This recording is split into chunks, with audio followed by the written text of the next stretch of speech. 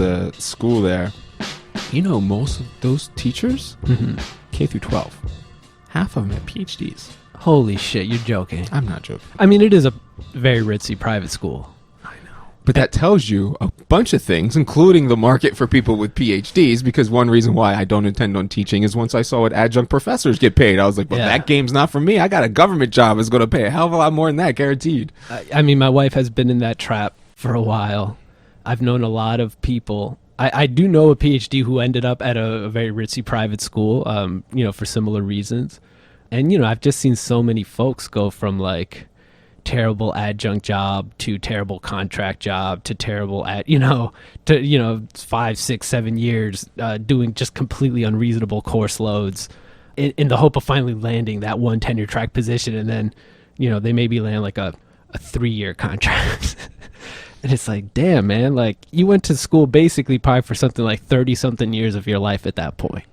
You're on a 3-year fucking contract and you like signed it? Damn, man, like you really want to be in a classroom that bad? That's why I said there's no chance. I mean, I did a report on it once talking about the state of professorship. So what I was trying to look at it was from a business management perspective of supply and demand. I was just looking at the issue. Yeah.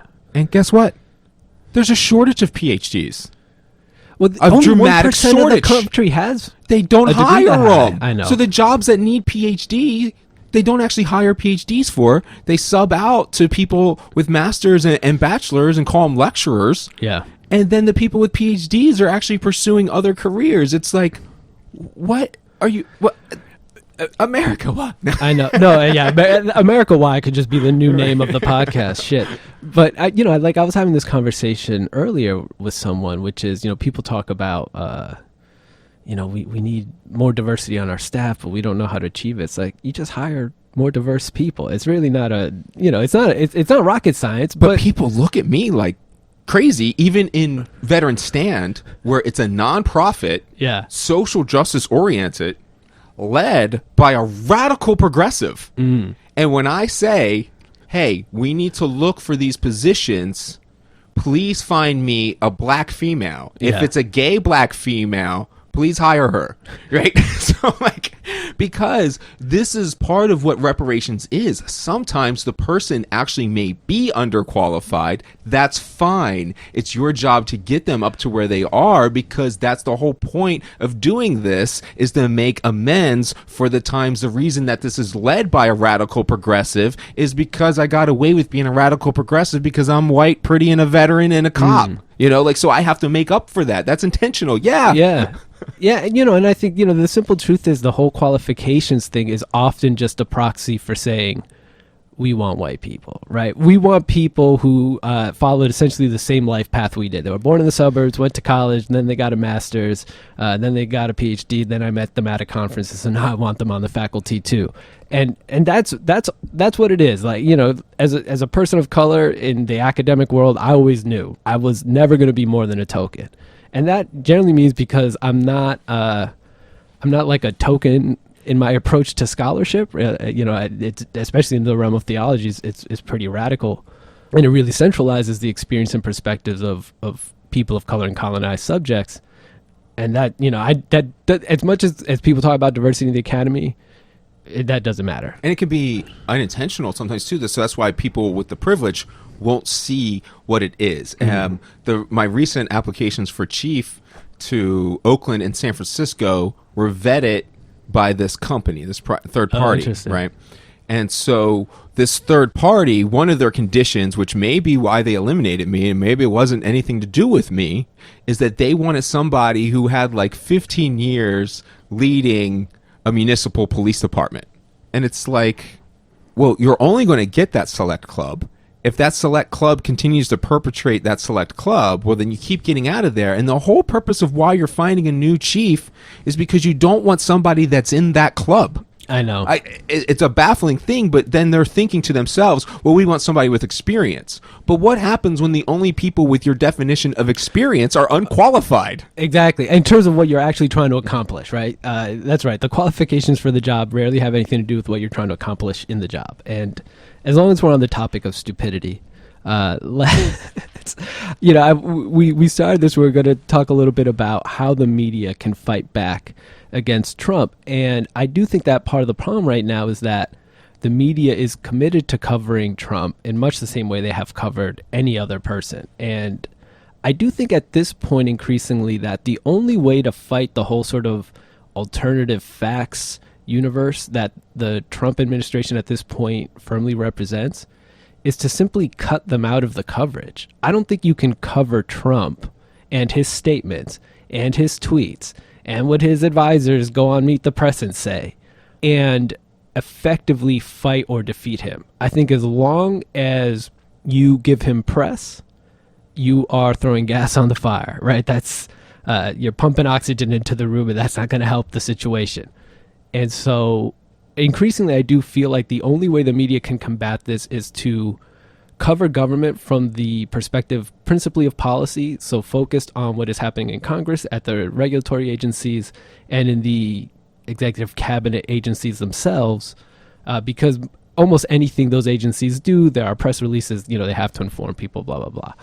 And so you can still cover how government is working and what government is doing, but you can stop amplifying things you yourself claim to be lies. And if truth or fact, whichever one, is really at the center of what we do as journalists, then maybe we shouldn't just amplify lies because it gets us clicks. Yeah, I agree that it shouldn't amplify lies.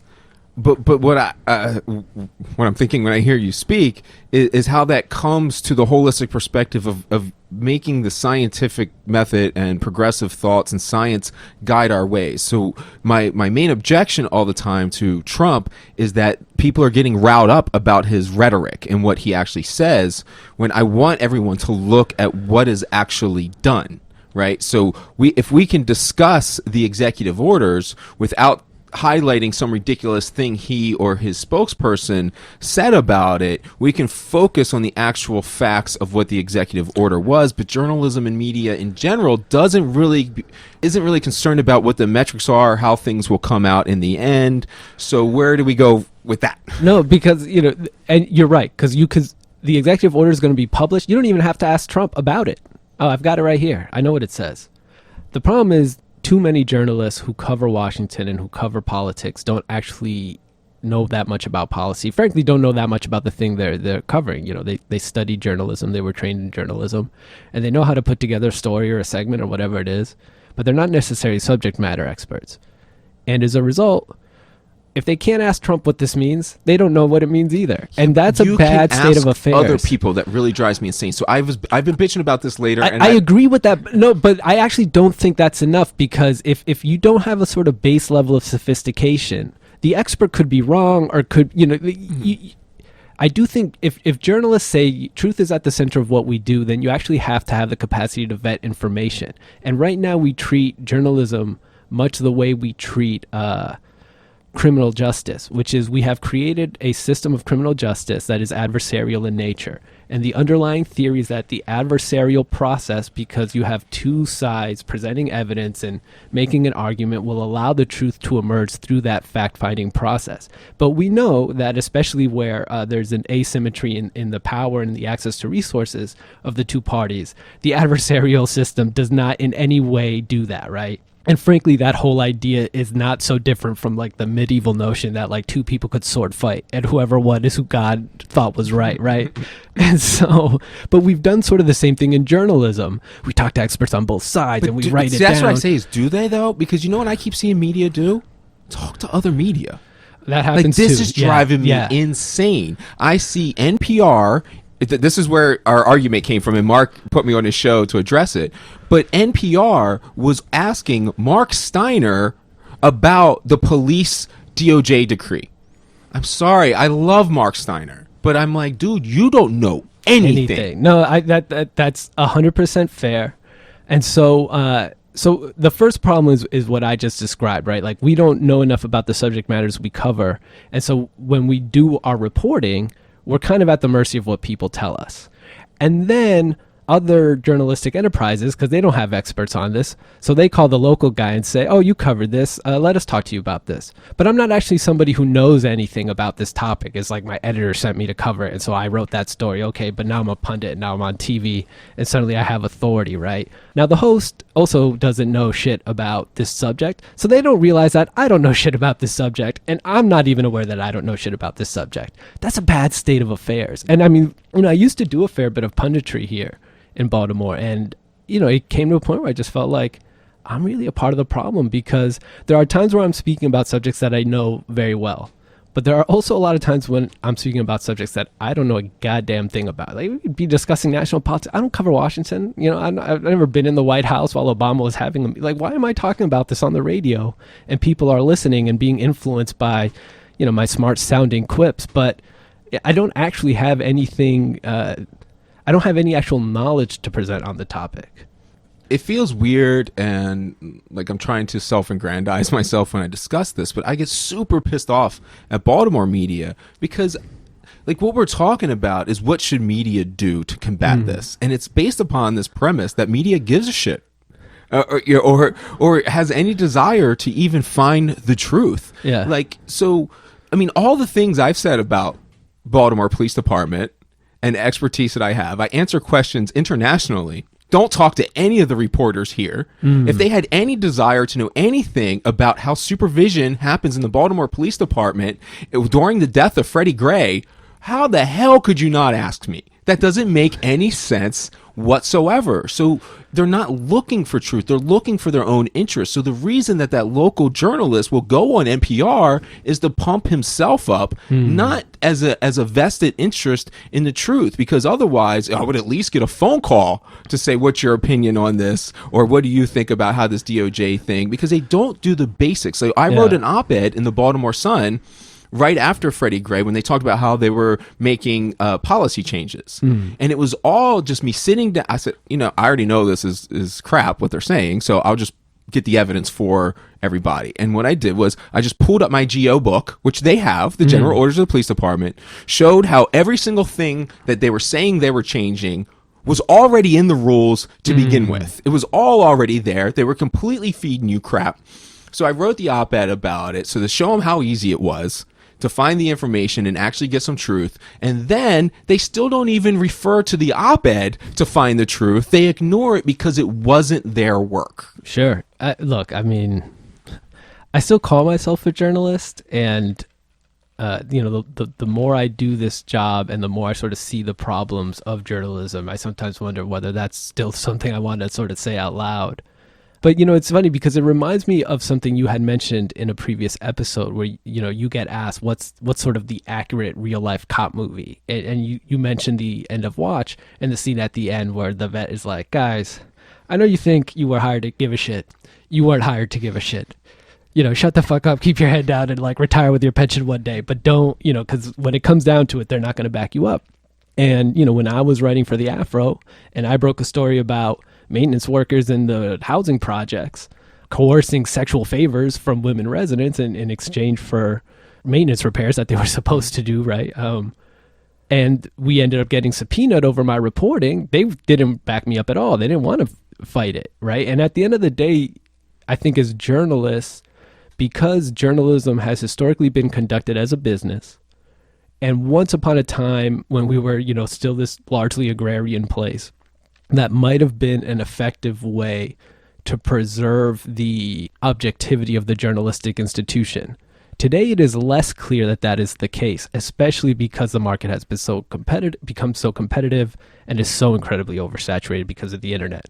And so at this point, you've got the whole clickbait problem, and you have the problem of even major organizations, some of whom I think, legitimately do good work, but still can't get their revenues to match their operating costs. And so at the end of the day, the journalist not only doesn't necessarily have the subject matter competence, but they also don't have a real incentive to do strong work, because how could they if it creates problems for the institution, they're not going to back them up. But you're talking in circles. It's so funny because how could they find a way to implement a model which would give them revenue? They could actually talk to some economists and experts, because I'm sure plenty of them are writing things to Blockbuster saying, "What are you doing?" Yeah. Right? So they don't actually, it's not journalists, it's human beings. Yeah, I mean, it's not. Right. I do this in policing. Industry, sure. Like, people don't want to adapt a model which will clear. It's like in Baltimore, I pass on my police model to the media people here that I know and stuff like that. But they don't talk about it. They don't implement it in their reform measures, although it's clear as day to be a logical system. But they'd rather go on their idea that they had for things like hiring police officers to live in the city and hiring from here, which I can prove to you through data and logic and reason in about 2 minutes how that's a ridiculous concept. But they'll stick to that because it was their idea. I mean, my favorite thing about the whole, like, we need police officers who are from the city because that will prevent police abuse is we live in, like, arguably the most violent city in the country. So what is it about our city's citizenry and their commitment to nonviolence that makes you think hiring a bunch of them for the police department is going to reduce the willingness to abuse people, right? Like, you know, I speak to people in some of these neighborhoods, they're like, man, it's rough out here, like family killing family. And we're like, we need to hire more people from this neighborhood. It's like, wait, guys, maybe there might be other structural issues we need to address before we decide that this is a solution. And it does feel like in the realm of policing, and it's not just in that realm, but in a lot of realms of our politics here, you know, somebody will say something like, we need to do something different. We need to change the model. And you go, okay, like here's a new model, civilians doing this, that. They're like, yeah, but this model isn't the same as what we're doing now. How? That's an accurate way of putting it. That's why my career at WEA lasted 1 month. Because they brought me in like, oh, you know, we're going to do all this different stuff. We're going to rethink stuff. And then it was like, we don't have anywhere for you to do any work, and you're only allowed to do stuff we already do. It's like, oh, well, since you don't do anything, I'm going to go do nothing. Peace. You know, like it just, but I don't, we inevitably, we claim we want change. And then when somebody says, okay, here's something different, we say, yeah, but that's different. We have to pay for it seems like, right? So I think that's what TYT does that, right? So the largest progressive news source is self-funded through its memberships. Sure, yeah. And maybe like that's kind of how we got to go towards that route. So even they're hiring journalists now. They're doing a membership drive to get journalists that are objective. So while the revenue streams do have to come in, direct sourcing is probably a better way to do it. And I think that this is supported really in the literature too, because of my attachment to authenticism and authentic leadership, which we're going to go way too long as we always do. It's like this broad concept that kind of had its in and outs in the past, but with, again, how the social media and age of information changes everything, that if you're not authentic now, all of your flaws will be revealed in an instant because everybody can find everything. So you must be honest and pure for people to actually buy into you anymore. Yeah, but so here's my concern on that, on the other side, which is that the question of in what way you are flawed will inevitably come down to the perspective of the audience member. And while obviously subscriptions and memberships are part and parcel of traditional way journalistic institutions have raised money, in our current setting where people are increasingly living in ideological silos, inevitably what that member wants is for you to reflect their values. Yeah, I realized your argument was superior halfway through. And so inevitably what that member wants is that your coverage reflects their values, and they will call it flawed when it doesn't, whether or not that is a whether or not that fits the facts, or whether or not what they're saying fits the facts, or what they wanted you to conclude came out in your reporting, right? Like we talked about earlier today in our recording session, and I think in the last episode, the African-American community I've experienced here in Baltimore, in parts of the city, is much more conservative than your standard liberal activist would have you believe in terms of what their policy concerns are. But we never hear from those people. We always hear from the activist. And so, but it's inevitably that activist and people who agree with that activist who would be the members, right? And so how do we sort of preserve the sort of centralizing of truth or fact-finding when we have to rely on subscriptions in a context of ideological silos? Do we have to sort of not try to meet the market right now? Is that the demand of journalism at this point, to not succumb to market pressures until we've resolved some of these bigger issues in our society in terms of how we're willing to engage discourse and ideas? So it sounds like we have two issues. How do we incentivize the company for truth, and how do we incentivize the journalist for truth? So I think incentivizing the journalist for truth becomes rather easy. Sure. You know, as long as your reporting is free of flaws, you have some kind of reward for that, you know, in your systems. So that's easy. So how do we incentivize the companies that employ the journalists to be incentivized towards truth? And who just need revenue, right, to run, you know, let alone to be profitable. And we inevitably need that revenue to come from people who consume the product. Yeah, I guess I'm testing whether this would be true or not, that there are enough growing progressive underneath, and I define progressive as just following science. Okay. So, you know, people that are interested. I'm not sure all progressives do that, but. Right, well, they should be. So forward thinking, relying on data is and, you know, education and stuff is kind of how I would think of it. So there's enough of those type of people coming up in the millennials and the Gen Xers that I think that revenue stream actually could be there in a way that does favor objectivity. I think we praise objectivity now because maybe if we can sow the seeds that, like, so what is the point of peer review of PhDs? Like, our point, like when we have a discussion, you and I, our point is to tear each other apart. Definitely, yeah. Right? So, but when we enjoy that, so it's fun to us to have our arguments torn apart.